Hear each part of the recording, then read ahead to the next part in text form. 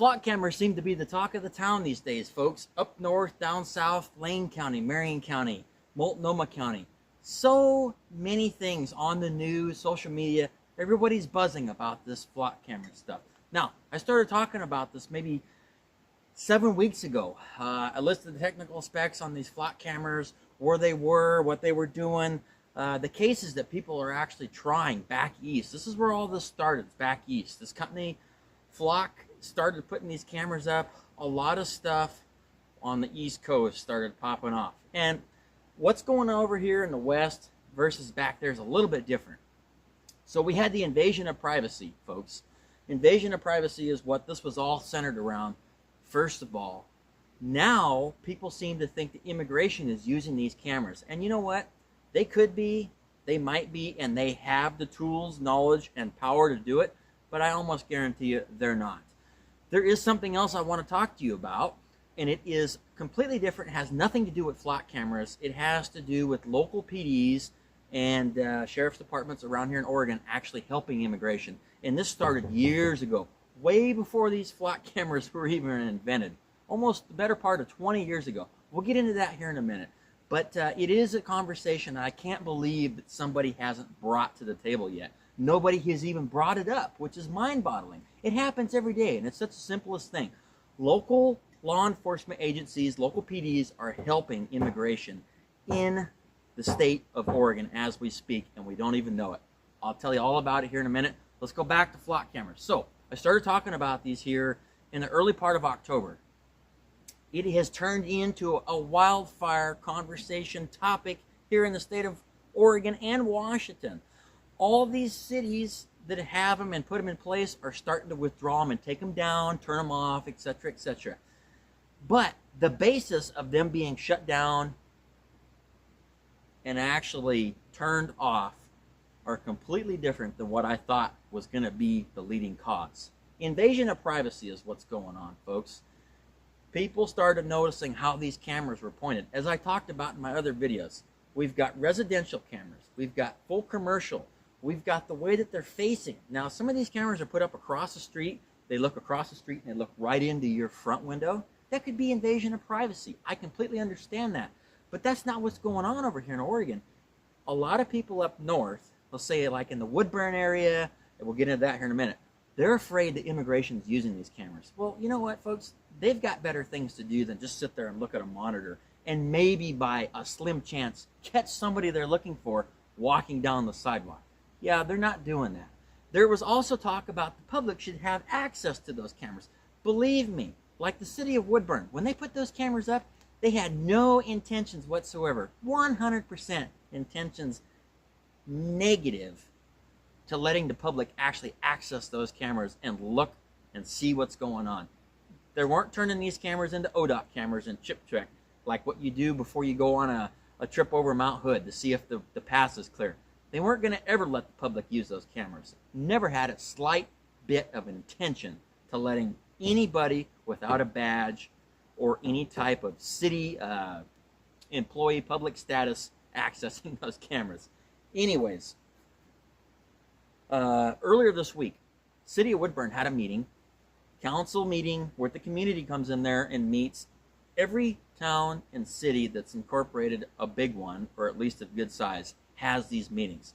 And they actually voted to take these things down and turn them off for 60 days. But folks, let me remind you, this has to go on, and you know, they've got to be reviewed and investigated and looked into, and you know, it'll probably just get brushed under the carpet and out of sight, out of mind until something else happens, and then you know, they'll turn it back on or whatever it is.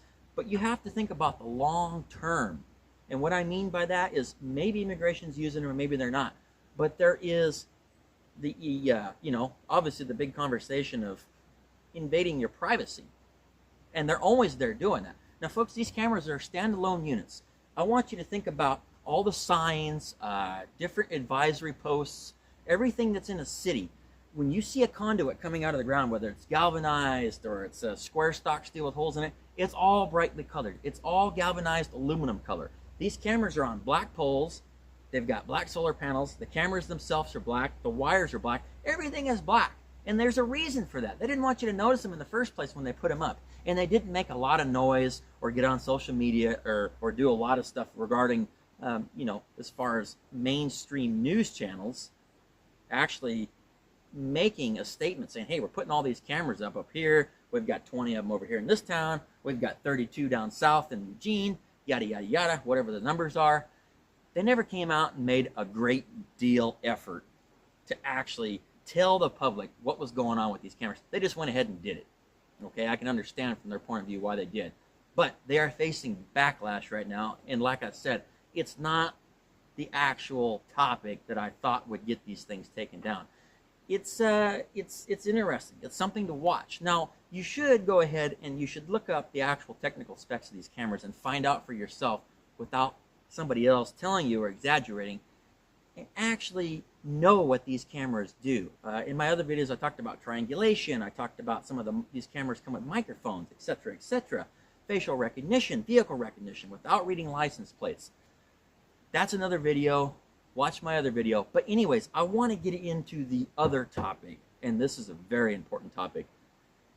This has been going on for the better part of 2 decades, and a lot of people don't know about it. The general public has no clue what a database system called COPLINK or LEDS is. COPLINK is a database that's been around for a long time, and I mean a long time, since way before I was even out of juvenile age into adult. There's another database called LEDS, and it stands for Law Enforcement Database System. It is a national database system. Any law enforcement agency can check up on somebody at any part of time, in any part of the country. If you're a police officer, you can get into this database system. Immigration is using this database system, folks. Here's a perfect example. Let's say you get in trouble, and you're up there, and you witnessed, maybe it was just a witness to a crime. Maybe you got pulled over for speeding, so you're in trouble. The first thing you do is you give the officer your driver's license. They go ahead, they run the numbers, see if you got any warrants, yada, yada, yada. Well, now you've got your residency, you've got your, they've got probably a phone number incorporated in that. They also have your date of birth and everything.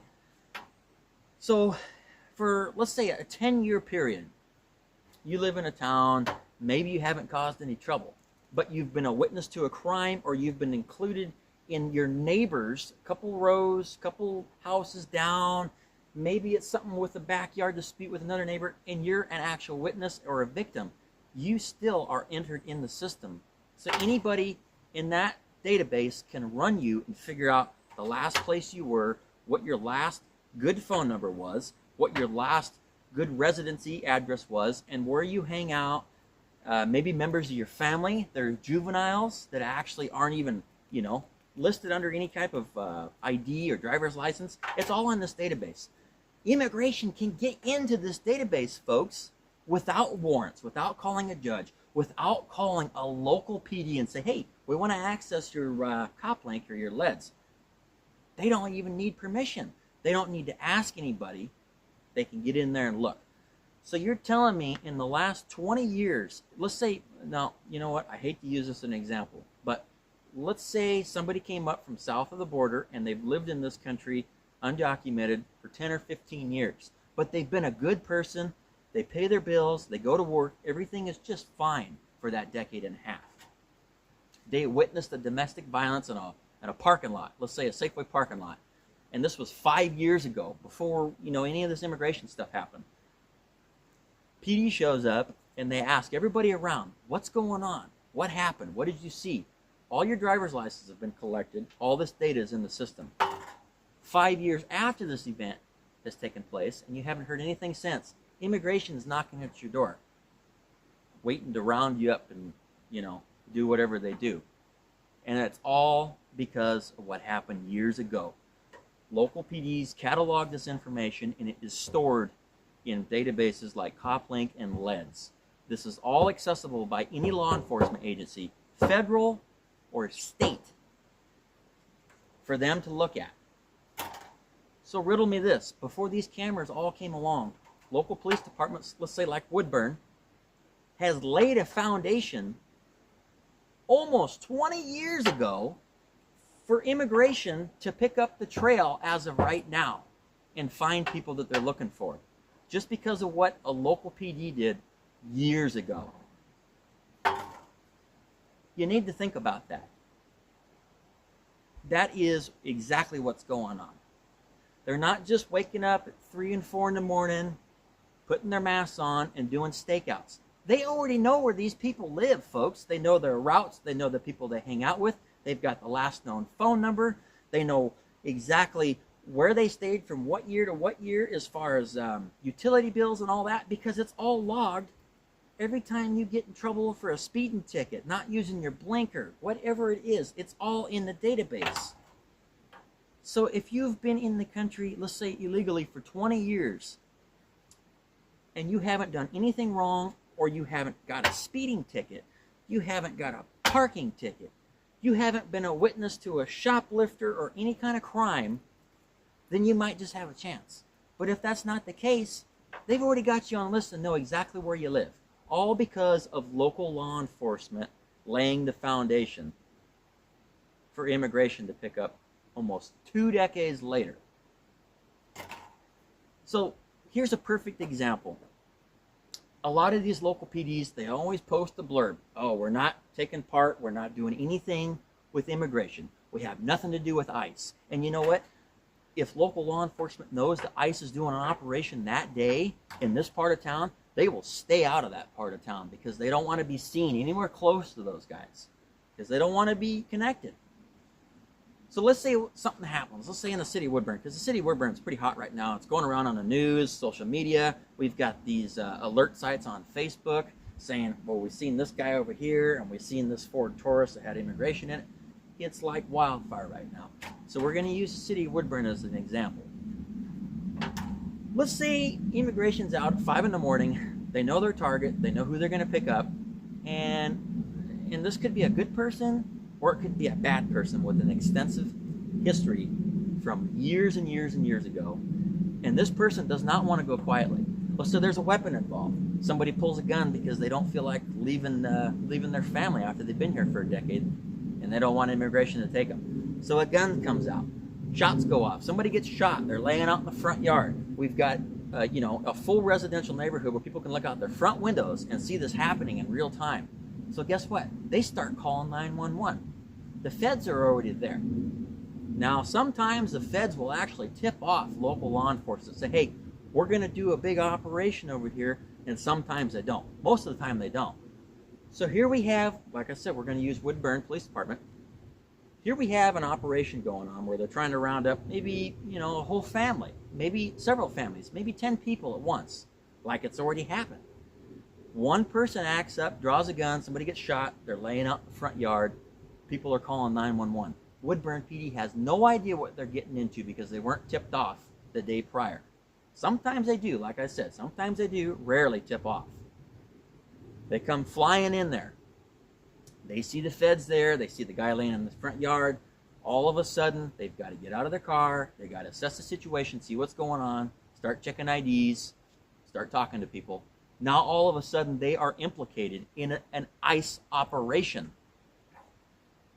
Let's back this conversation up and let's talk about the other scenario. Guy comes out of the house, draws a gun, federal agents draw down, and they shoot the guy, or we get a couple of shots off and injure somebody. We've got a federal agent down, or we've got the guy that they're looking for is down. Woodburn knows already that there's an operation going on there because they got a tip. We've got gunshots that have gone off. We've got several people calling in 911. And Woodburn decides to not show up.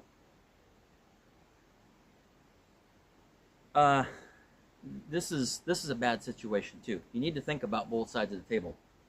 You're damned if you do and damned if you don't. So if they don't show up and people are bleeding out and there's law enforcement that's calling in for backup, because the feds occasionally will call for local municipalities to help them. And guess what would happen if they didn't show up? It would be a bad deal. It'd make them look really bad. And this has happened. This has been documented back east. It's a bad deal. Like I said, you're screwed if you don't, and you're screwed if you do. There's no good way around it. And this will happen I'm not saying Woodburn, but this will happen. You know, we've got all these communities up north that are reporting this. We've got Northeast Salem. We've got Jervis, Woodburn, Hillsboro, Sherwood, different parts of Portland. This will happen, and it will put local PDs in a bad spot. They will have their back up against the wall. Communities will be outraged. But like I said, do your research, folks. Think about what's happened in the last few years with getting in a situation that necessarily wasn't your fault, getting your identification put on the internet so any database can track you, or they can figure out from any part of the country where you've been and how to get a hold of you and where the best place possible is if they wanted to round you up or get a hold of you, where it would be, because you've already got your identification entered in years prior, way before these stupid cameras came up to be popular. That's something that I wanted to talk about. Like I said, I'm going to say it again. I cannot believe nobody has brought this up. These databases are nothing new, folks. They had some of these databases around in the late 90s. In the late 90s, almost 30 years ago. You can build a case over what people have done from, let's say, 2001, 2002 to prior now, and figure out, you know, even if they didn't get convicted or in any trouble, you can figure out where this person was, next of kin, all their phone numbers that they have went through in the last 10 years, 15 years, every place that they've lived.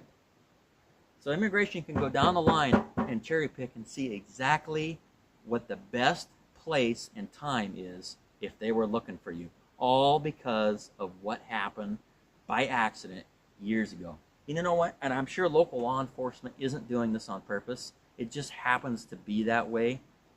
That's the way it's working out. So, you know, and something else I want to run by. If local law enforcement was using these cameras, let's say like up in Woodburn, it would get out in the community. Somebody would tell somebody to say, hey, the feds are using these Woodburn cameras and they're picking people off the street because they're finding them on these cameras. It would get out like wildfire. Somebody in the department would say something. Something else I want to talk about. In Woodburn, since I was there in the early 90s, downtown Woodburn has always had a bad rep. And this is nothing new. They've been busted numerous times through the decades. There are people downtown Woodburn, or were, making fake identification, social security cards, driver's license, etc., etc. This is nothing new. Everybody and their kid brother knows about this. Go figure that they weren't busted several years ago, or even a few months ago, until immigration started snooping around Woodburn. Woodburn decided to take it upon themselves and go and bust those guys just before immigration got in there and got a hold of those guys. How bad would that look, folks? If immigration stumbled upon this huge illegal identification processing and selling of social security cards, driver's license, whatever they're making, and they didn't know about it and didn't do anything about it. So they went in there and they got those guys and nabbed them before ICE could smear them. Look what we did, you know?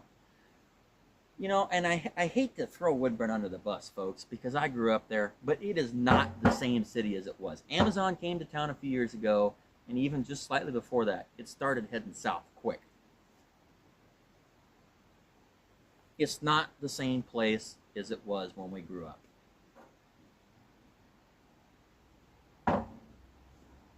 There are a lot of things in that town that are currently happening and happened within the last 20 years that haven't had any formal report, documentation, videos, testimony, narrative of any sort that nobody knows about.